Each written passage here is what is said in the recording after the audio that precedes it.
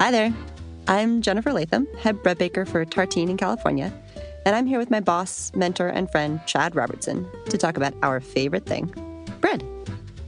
We're going to go over some general bread nerd stuff and then talk you through making a loaf.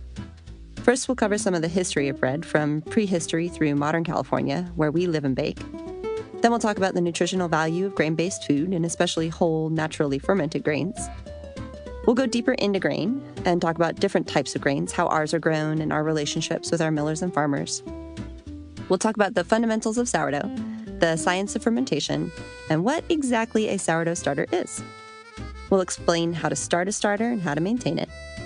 We'll then get into how to make bread the way we like to make it. We'll go over the formula, that's baker speak for recipe, and what ours is. And then we'll take you through all the steps of mixing, proofing, shaping, and overnight fermentation before finally baking. We'll also go into some other uses for sourdough, which can be really fun. If you haven't had sourdough brownies, you have to try them. Hi, my name is Chad Robertson. I'm the co-founder of Tartine Bakery. Jen and I have worked together for almost 10 years now.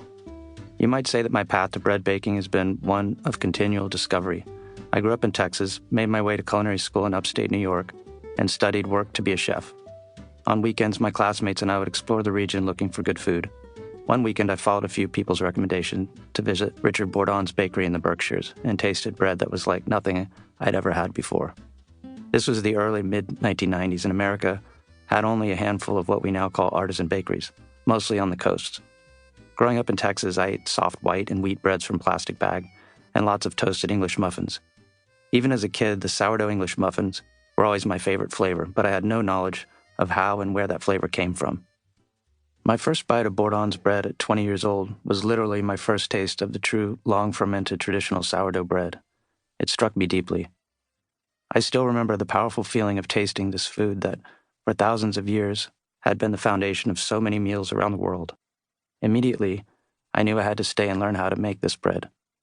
As I worked alongside my mentor, Bourdon, over the next couple of years, I learned that my experience echoed his own of going to Manna Bakery in the early 1980s and tasting Desem bread, inspired by the original Lima Bakery in Belgium in the early 1960s.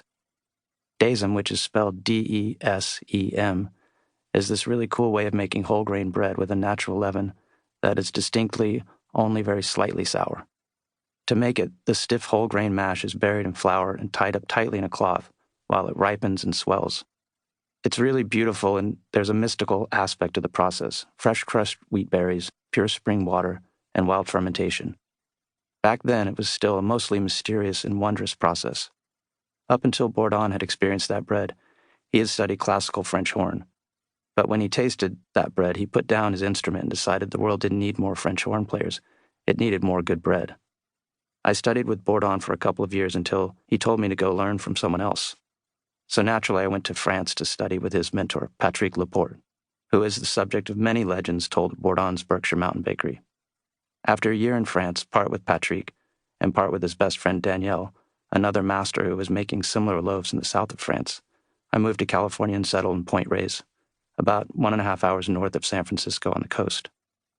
There was already some great bread being made in California, but the artisan bread of that time was pretty classic French-style pain au levain.